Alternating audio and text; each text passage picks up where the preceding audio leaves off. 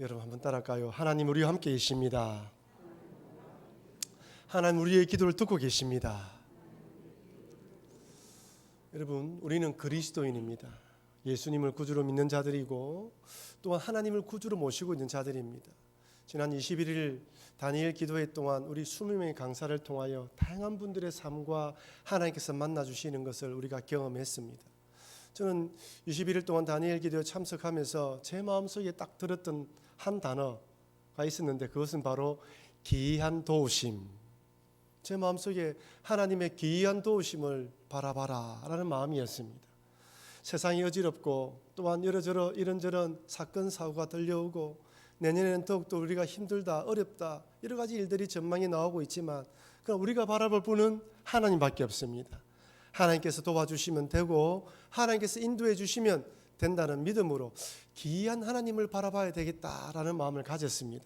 그래서 여러분의 삶의 형편이 어떠하든 우리에게 어떤 일이 찾아오든 기이한 일을 행하실 주님을 바라보시면서 믿음으로 나아가시는 여러분과 제가 되길 주의 이름으로 축원합니다.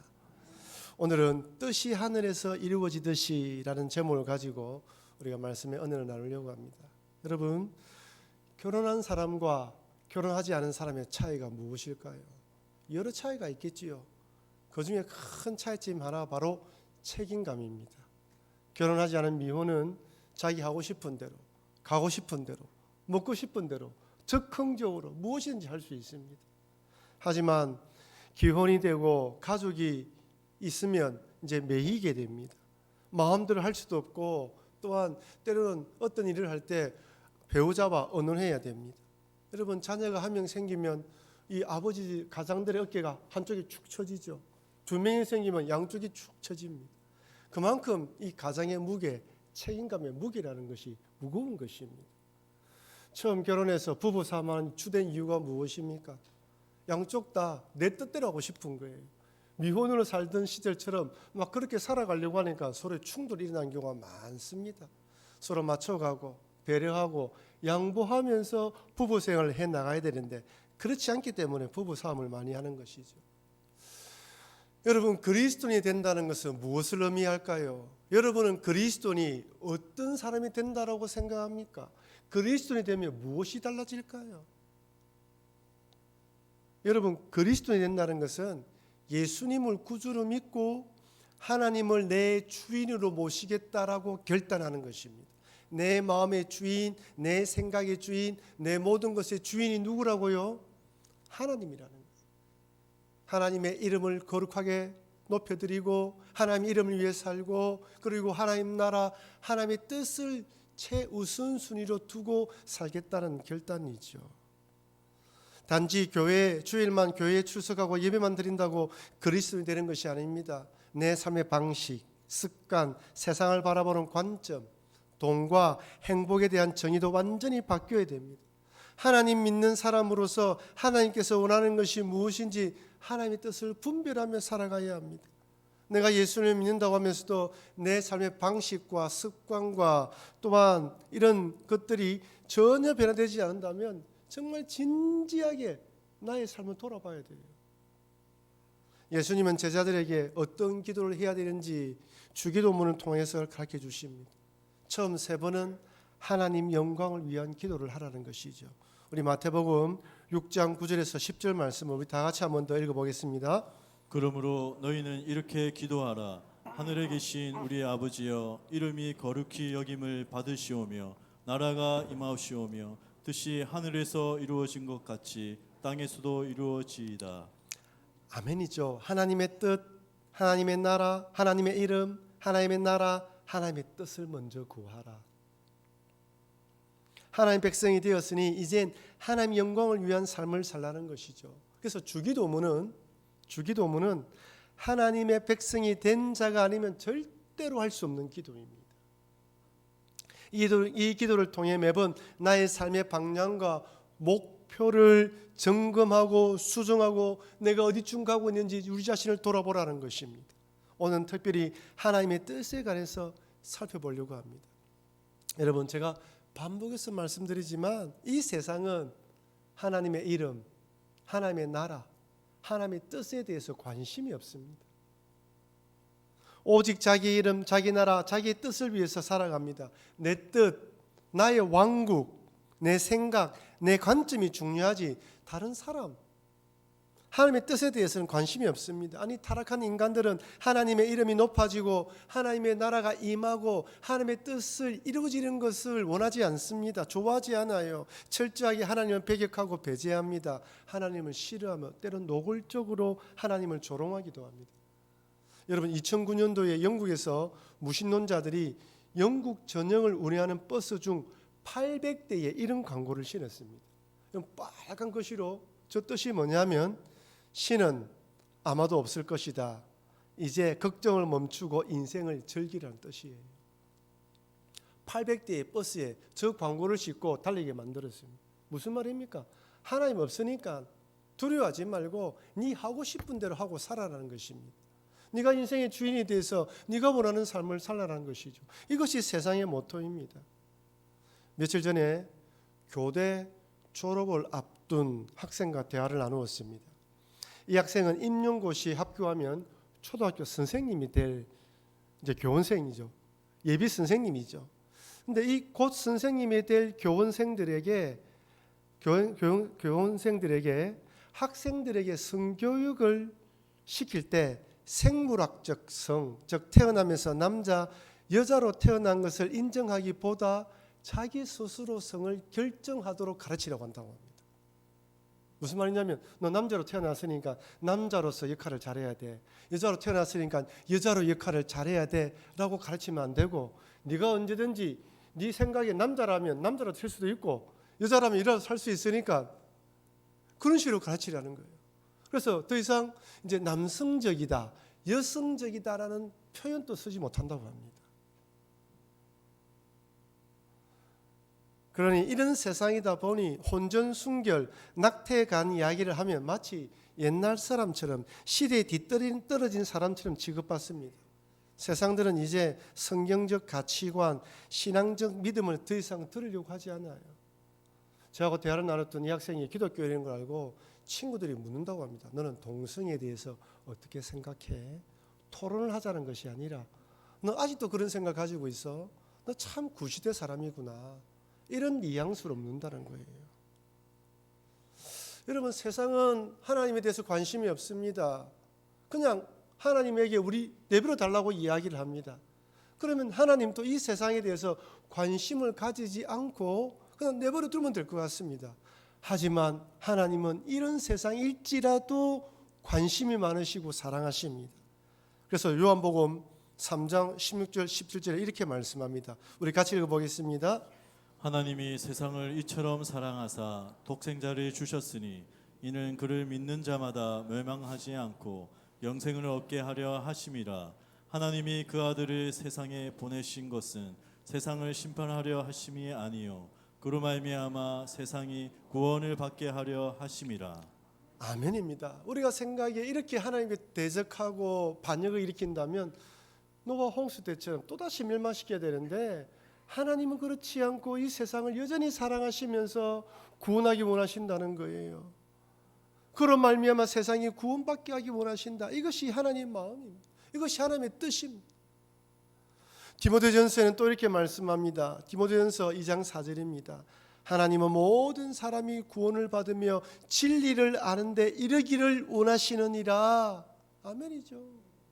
하나님의 뜻은 분명합니다. 모든 사람이 진리를 아는데 구원받기 원한다는 것이에요. 우리 그리스도인들을 통하여 하나님의 이 뜻이 이 땅에 실현되기를 원하시는 것입니다. 그래서 우리에게 그렇게 기도하고 그런 삶을 살라는 것이죠. 우리가 모든 자들에게 복음을 전해야 하지만 특별히 두 영역에 지대한 관심을 가져야 됩니다. 첫 번째는 바로 가족입니다. 다른 사람도 중요하지만 특별히 내 가족들에게 복음이 전해져야 합니다. 사실 가족 구원만큼 힘든 것도 없어요. 지금 20년, 30년, 40년 평생을 두고 가족 구원을 위해서 기도하신 분들이 얼마나 많이 있습니까? 때에 따라 복음을 전하고 어떻게든지 예수 믿도록 하기 위해서 선한 일을 하고 섬기지만 도저히 저분들이 예수 믿을까? 낙심될 때가 한두 번이 아닙니다. 그러다 보니 우리 마음속에 무엇이 있냐면 하나님께 맡긴다 하면서 방치하는 경우도 있어요. 하나님께 알아서 해주시겠지 하면서 말은 그러면서도 나도 모르게 내가 너무 힘드니까 알아서 해주시겠지 하고 그냥 방치하는 경우도 있습니다. 물론 구원은 하나님께 달려 있습니다. 하지만 안타까운 마음으로 간절히 기도하고 기회가 있을 때마다 복음을 전하는 것은 우리의 몫입니다.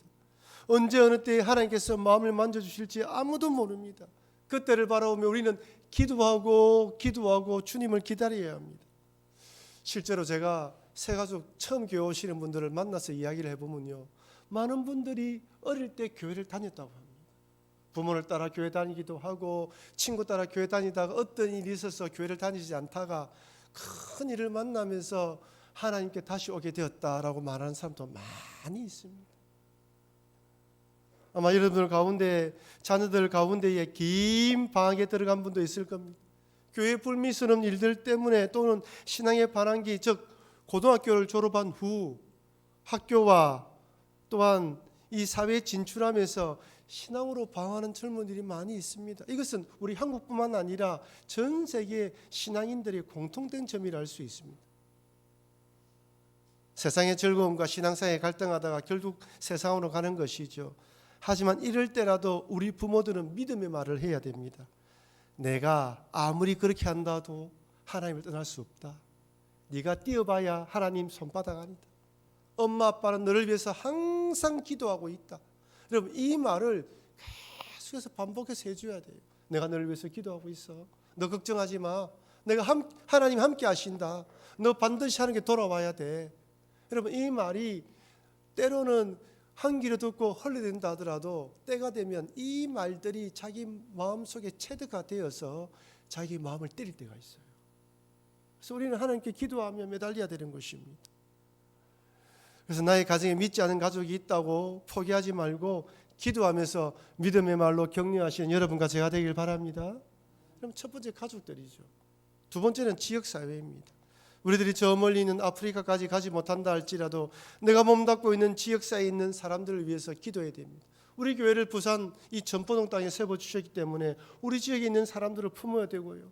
여러분들을 그 직장과 또한 그 사업터에 보내주기 때문에 여러분들과 함께 동력하고 함께하는 직장 동료들과 이런 고객들과 함께 그들에게 복음을 전해야 되는 것이 우리의 사명입니다. 때로는 노방 전도를 하면서 복음을 전하기도 합니다. 하지만 관계 전도를 해야 됩니다. 그렇다고 요즘 사람들은 대어놓고 전도하면 좋아하지 않아요. 내 교회 데려가려고 하지. 그러면서 별로 좋아하지 않습니다. 그래서 우리는 정말 그 영혼을 사랑하는 마음으로 저 영혼이 예수님 믿어서 구원받아야 한다는 그런 안타까운 마음으로 접근하고 함께해야 되는 것입니다. 여러분, 코로나를 지나면서 아시다시피 교회에 대한 이미지가 많이 나빠졌다고 합니다. 피부로 느낄 때가 많아요. 그런데 여러분, 생각 외로 사람들이 많이 외로워합니다. 우리 전포동 지역에 빌딩들이 많이 들어서는데 원룸 오피스텔이 그래 많다고 합니다. 원룸에 혼자 1인 가구가 많다고 해요. 여러분, 혼자 살아가면 편하지요. 자기 마음대로 할 수 있습니다. 하지만 외로움은 큰 적입니다. 불 꺼진 집에 들어가기 좋아하는 사람은 아무도 없어요. 외로움이 큰 적이에요. 현대인들은 분주하게 자기 뜻대로 자기 원하는 대로 살아가지만 이 외로움을 이길 수가 없어요. 그래서 인터넷 게임, 인터넷 중독, 술, 약물, 마약 여러 가지 중독이 증가하는 이유가 뭐냐면 그 외로움입니다. 그 외로움을 달랠 수가 없는 거예요. 그다음 그런 것을 한다고 외로움이 근본적인 외로움이 없어집니까? 절대로 그렇지 않습니다. 오직 예수 그리스도 하나님을 구원자로 예수님을 구원자로 모시고 하나님을 모셔야지만 내 마음에 근본적인 외로움이 없어지는 거예요. 그래서 우리는 가장 좋은 것을 선물로 준다는 마음으로 복음을 전해야 되는 것이죠. 이를 위해서 우리 교회에서는 이전에는 구역도 하고 목장도 하고 사랑방도 하고 선교도 많이 했습니다. 근데 여러분 한번 보십시오. 이제 다시 코로나가 겨울에 다시 유행한다는 말이 있기는 하지만 이 시기를 지나면서 우리 소그룹을 통하여 서로 나누고 말씀을 나누고 새로운 자들이 있으면 우리 소그룹에 정착하고 우리를 통하여 예수님을 배워가는 과정도 필요합니다. 소그룹이 건강하게 성장하지 않으면 교회 오시는 분들이 예배드리고 난 뒤에 교회 생활을 배우지 못하고 우리도 말씀을 나누면서 서로에 대한 신앙을 독려하고 격려하고 함께 나눌 믿음의 공동체가 또 필요한 것입니다. 그래서 내년에는 우리가 어쨌든 좀 목장으로 가서 좀 선을 나누고 기도하는 공동체로 가야 되지 않겠나라고 방향을 정하고 그렇게 준비를 하고 있습니다. 그렇게 되면 우리가 서로 나누고 그리고 새로운 가족들이 왔을 때 우리 목장에 들어왔을 때 그들에게 복음도 전하고 그들을 양육할 수 있는 좋은 시스템이 되지 않을까 하는 마음을 가지고 있습니다. 이럴 때 우리도 신앙이 성장하고 함께 신앙이 성장하는 믿음의 공동체가 될 수 있는 것입니다. 요즘 신천지라든지 하나님의 교회란 이단에 대해서 여러분 다 들어보셨죠? 저는 참 이해가 되지 않았습니다. 젊은 사람들이 어떻게 저런 곳에 가서 교육을 듣고 한번 들어가면 나오지 못하는 것일까? 여러 가지 이유가 있답니다. 그 중에 하나가 끈끈한 인간관계라고 합니다. 그 사람이 무엇이 필요한가, 무슨 상처가 있는가, 무슨 아픔이 있는가, 어떤 사람 스타일을 좋아하는가 꼼꼼하게 따져서 그에 맞는 사람을 붙여주고 그러므로 그 안에 끈끈한 인간관계를 맺고 난 뒤에 빠져나오지 못하는 거예요. 그래 우리들도 이런 관심과 사랑으로 서로를 돌아보고 또한 새 가족을 돌봐야 합니다.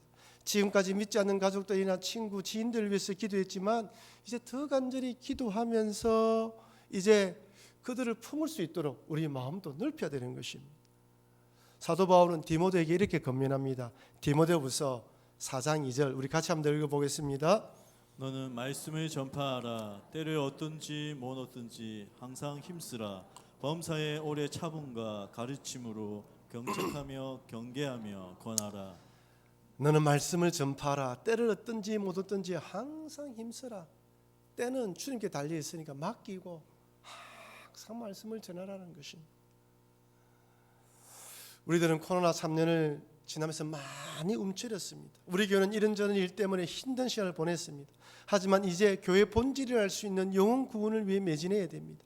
하나님께서 나를 통해 구원할 사람이 누구인지 기대하면서 담대하게 복음을 전하시는 여러분과 제가 되길 주의 이름으로 축원합니다.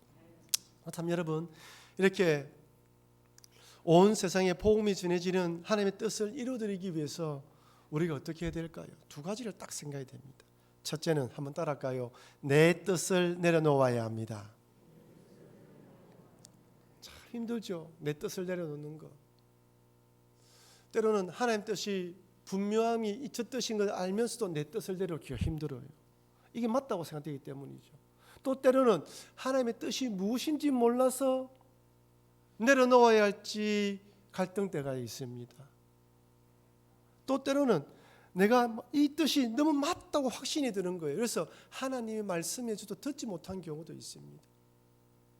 어쨌든 내 뜻을 내려놓는다는 것은 결코 쉬운 일이 아닙니다. 근데 여러분 한번 생각해 보십시오. 내 뜻대로 된다면 정말 모든 것이 형통하고 좋을까요?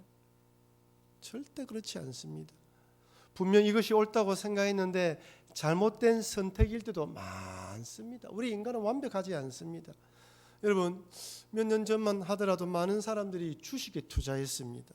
동학개미라는 말이 생길 정도였고 은행 금리가 낮을 때에는 영혼까지 끌어서 대출 받아서 주식에 투자하는 사람, 집을 사는 사람들이 많았습니다. 전문가들은 너무 그렇게까지 하면 안 된다. 여유 자금을 가지고 뭐 하라, 투기하듯이 하지 말라고 이런 경고등을 보냈음에도 불구하고 그렇게 하지 않았습니다. 몇 년 사이에 지나지 않아서 지금 곳곳에 신음하는 소리가 들리지 않습니까? 우리는 우리 앞날이 어떻게 될지 아무도 모릅니다. 그렇다고 아무것도 하지 말라는 뜻이 아닙니다. 그때는 진리고 맞다고 생각해도 시간이 지나면 아닐 수 있다는 것을 잊지 말라는 것이죠. 그래서 내 뜻, 내 생각이 아니라 하나님의 뜻에 관심을 가지고 하나님의 뜻을 성취하기 위해서 내 뜻을 내려놓는 훈련을 많이 하라는 것입니다. 여러분 신앙 인물들 중에서 많은 분들이 아니 대부분들이 연단의 과정 중에서 내 뜻을 내려놓는 훈련을 했습니다. 우리 예수님만 보십시오. 예수님은 우리를 구원하기 위해 하나님의 뜻을 성취하기 위해 하늘 보좌를 버리시고 육신의 몸을 입고 이 땅에 오셨습니다. 빌립보서 2장 6절 8절 말씀 같이 읽어보겠습니다. 그는 근본 하나님의 본체시나 하나님과 동등됨을 취할 것으로 여기지 아니하시고 오히려 자기를 비워 종의 형체를 가지사 사람들과 같이 되셨고 사람의 모양으로 나타나사 자기를 낮추시고 죽기까지 복종하셨으니 곧 십자가에 죽으심이라. 죽으심이라. 십자가에 죽으심이라. 자기를 낮추시고 죽기까지 복종하셨다. 다 하나님의 뜻이 이 세상을 구원하기 원하는 것임을 알고 하나님의 아들 예수님이 이 땅에 오셔서 십자가를 지른 것이란 것을 알고 주님은 하늘 보좌를 버리고 다 내려놓으셨다는 것입니다. 여러분, 예수님의 어머니 마리아는 어떻습니까? 처녀의 신분인데 천사가 나타나서 아들이 태어나야, 하나님의 아들이 태어나야 하니까 마리아의 자궁을 빌려달라고 합니다. 돈은 빌려줄 수 있고 옷은 빌려줄 수 있는데, 여러분, 이 처녀가 어떻게 자기의 자궁을 빌려줄 수 있단 말입니까? 그 당시에 아무리 하나님의 아들을 잉태했다 할지라도 사람들이 들으면 불륜이라 이야기하죠. 간음이나 이야기를 하지, 하나님의 거대한 뜻을 품었다라고 박수칠 사람이 누가 있겠습니까? 이때 이 마리아 나이가 10대 후반으로 이야기를 하지요. 그런데 마리아가 자신의 뜻을 내놓고 자신의 생각을 내놓고 하나님의 말씀에 순종합니다. 누가복음 1장 38절입니다. 마리아가 이르되 주의 여종이 오니 말씀대로 내게 이루어지이다 하며 천사가 떠나가니라. 아멘. 주의 여종이 오니 말씀대로 내게 이루어지이다. 내 뜻 다 내려놓고 내 생각 내려놓고 나를 통하여 하나님의 뜻이 이루어지기를 원합니다. 내 뜻을 성취하기 위해 하나님께 손해볼 것을 요구하는 세상, 내 주장을 강조하고 내 주장대로 하기 위해서 하나님 보고 좀 손해보라고 말하는 이 세상 가운데에 하나님은 하나님 뜻을 위해서 내 뜻을, 너희 뜻을 내려놓으라고 말씀합니다. 여러분, 결코 쉽지가 않죠. 기도하면서 하나님의 뜻을 내려놓으시는 여러분과 제가 되길 바랍니다. 둘째로, 첫째는 하나님의 뜻을 내려놓아야 되고, 둘째는 따라할까요? 십자가를 지는 마음으로 따라야 합니다. 이거 목사님 갈수록 더 어려워지네요. 더 부담스럽습니다. 우리 마태복음 16장 24절 25절 같이 한번 읽어보겠습니다. 이에 예수께서 제자들에게 이르시되 누구든지 나를 따라오려거든 자기를 부인하고 자기 십자가를 지고 나를 따를 것이니라. 누구든지 제 목숨을 구원하고자 하면 잃을 것이요 누구든지 나를 위하여 제 목숨을 잃으면 찾으리라. 십자가를 지고 나를 따르라. 이 말씀은 예수님께서 우리에게 맡겨주신 사명을 죽기까지 잘 감당하라는 뜻입니다. 예수님께서 십자가 사명을 죽기까지 감당했던 것처럼 우리 각자에게도 하나님께서 우리에게 주신 사명을 감당하라는 것이죠. 여러분, 우리에게 주신 사명이 무엇일까요? 복음을 전하고 교회에서 맡겨주신 직분을 감당하며 선한 영향을 미치는 일입니다. 받은 사명을 완수하기 위해 목숨을 걸라는 것이죠. 사실 이 말씀은 우리의 큰 부담으로 다가옵니다.